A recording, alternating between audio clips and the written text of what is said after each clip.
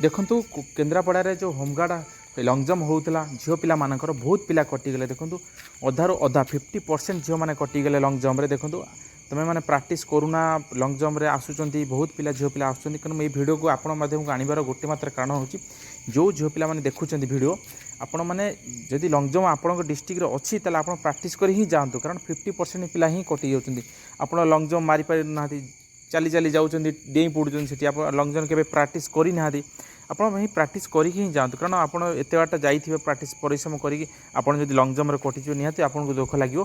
से जो कौन झील पिला ही जाऊँ लंग जंप जब आप डिस्ट्रिक्ट अच्छी इवेंट अच्छी ताला आप पूरा फुल्ली प्रिपेयर होगी जातु। आप लंग जंप किसी 2 दिन हो गोटे दिन हो प्राक्ट करूँ कारण आप जाऊँ आप गार माड़ी दौरान आप जानी ना गार माड़ी डेउं डिस्क्वालीफाइड होती निहाती आपको कष्ट।